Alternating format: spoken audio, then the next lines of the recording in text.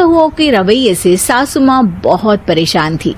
दरअसल बात ये थी कि तीनों बहुओं में किसी बात को लेकर अनबन हो गई थी। तब से ही तीनों एक दूसरे से मुंह फुलाए रहती थी। ना कोई सीधे मुंह किसी से बात करती, ना किसी का कहना मानती। पड़ोसी भी इस बात को जानते थे और जाने कैसे कैसे बातें भी करते। इसीलिए सासू माँ ने तीनों बहुओं को तुरंत अपने कमरे में बुलाया। मैं कई दिनों से देख रही हूँ, तुम तीनों अलग अलग सारे काम कर रही हो। ये सब नहीं चलेगा, तीनों को मिलकर ही काम करना पड़ेगा। सास की बात सुनकर एकदम से बड़ी बहू बोल उठती है। नहीं मम्मी जी, मैं इन दोनों के साथ कुछ नहीं कर सकती। मैं इस घर की बड़ी बहू हूँ, फिर भी ये मेरा कहना बिल्कुल भी नहीं मानती।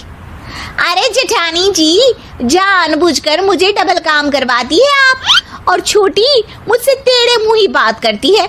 इन दोनों के बीच हमेशा सैंडविच बन जाती है मेरी, और मैं हमेशा आलू की तरह बीच में मसली जाती हूँ। मम्मी जी, इन दोनों को लगता है कि मैं छोटी हूँ तो इनके पैरों तले दब जाऊंगी, लेकिन नहीं, मेरा भी उतना ही अधिकार है जितना इन दोनों का है। बड़ी आई दोनों मेरी चुगली करने के लिए, मुझे क्या कम समझ रखा है। तीनों बहू एक दूसरे से बहस करने लगती है और सास दोबारा ये देखकर टेंशन में आ जाती है और सबसे कहती है, चुप हो जाओ, अब से तुम तीनों सारे काम एक साथ करोगी, आंख बंद करके एक दूसरे की बात सुनोगी। तुम तीनों इस बात को गांठ बांध लो, वरना अगली छुट्टियों में तुम्हारा अपना मायके जाना कैंसिल। सास की बातें सुनकर डर के मारे तीनों हामी भर देती हैं। जी मम्मी जी, मैं समझ गई। हाँ मम्मी जी, जैसा आप कहें, आप जो कहेंगी मैं वही करूंगी। तीनों बहू सास की बात को गांठ बांध लेती है और वादा करती है कि अब से सारे काम वो तीनों एक साथ मिलकर ही करेंगी। ये सब देखकर सास खुश हो जाती है और वहां से चली जाती है। नीचे जाकर वो देखती है कि घर में शर्मा जी आए हुए होते हैं। सास जोर से आवाज लगाकर कहती है, अरे बहू, जरा चाय बनाकर तो लाना, शर्मा जी आए हैं। सास की बात सुनकर तीनों बहू तुरंत किचन की ओर भागती है और चाय बनाना शुरू कर देती है। मुझे तो एकदम मसाले वाली कड़क चाय पसंद है, तो हम शर्मा जी के लिए मसाले वाली चाय ही बनाएंगे। अरे नहीं दीदी, गर्मी के मौसम में मसाला चाय कौन पीता है? मैं तो शर्मा जी के लिए इलायची वाली चाय ही बनाऊंगी। ये कैसी बात कर रही हैं आप दोनों? मेरी मम्मी ने सिखाया है कि मेहमान को ज्यादा दूध और शक्कर वाली चाय देनी चाहिए, वरना वो घर वालों को कंजूस समझते हैं। तो मैं तो शर्मा जी को ऐसी ही चाय दूंगी। तीनों बहुएं अपने अपने तरीके से चाय में शक्कर, मसाला, पत्ती सब डाल देती है। उबलने के बाद तीनों मिलकर चाय बाहर लेकर जाती है और शर्मा जी और सासू माँ को देती हैं। चाय पीने के बाद शर्मा जी सासू माँ को देखकर शर्मा जाते हैं और शर्मिंदा महसूस करते हैं कि आखिर उन्होंने चाय पीने के लिए हामी क्यों भरी। सासू माँ भी चाय पीना शुरू करती है और कहती हैं, अरे बहू, ये कैसी चाय बनाई है? चाय है या मीठे दूध की बासुंदी? हाँ, चाय अच्छी नहीं लगी क्या? कोई बात नहीं, हम पराठा बनाकर लाते हैं। चलो चलो अंदर। हाँ हाँ चलो। हाँ आती हूँ मैं भी। नहीं नहीं, मेरा पेट चाय ने ही चौपट कर दिया, वही काफी है। पराठे से पोपट नहीं करवाना, मैं तो चलता हूँ। शर्मा जी चुपचाप पतली गली से निकल जाते हैं। अगले दिन सास बहुओं से कहती है, अरे बहू, जाओ जाके ऊपर के गेस्ट हाउस की सफाई कर दो। कल हमारे यहाँ मेरे दूर के रिश्तेदार आने वाले हैं, तो पूरे कमरे को चमका देना, समझी? तीनों बहू सास की बात को मानकर ऊपर सफाई करने चली जाती हैं और तीनों कमरे की सफाई चालू कर देती है। बड़ी बहू मकड़ी के जाले साफ करती है, तो बीच वाली झाड़ू लगाना और छोटी वाली सर्फ डालकर जमीन धोना शुरू कर देती है।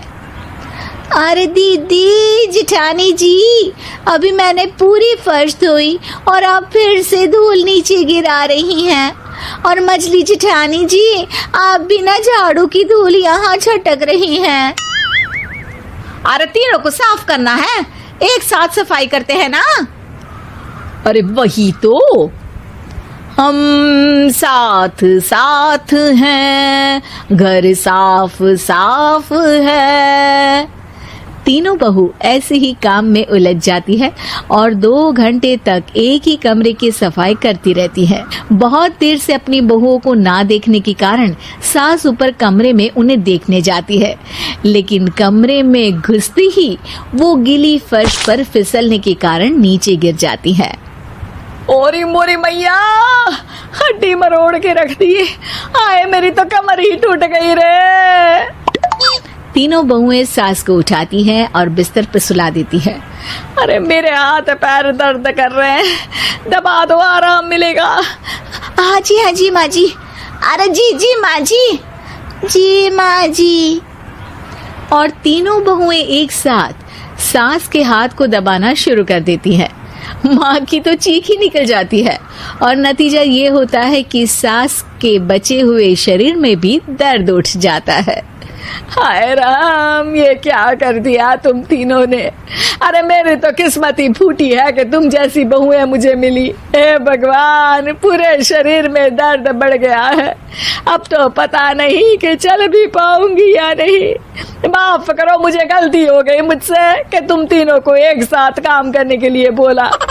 सोचा था तीनों मिलके अच्छे से काम करेगी, लेकिन बड़े बुजुर्ग सही कहते थे कि 3 तिगाड़ा काम बिगाड़ा।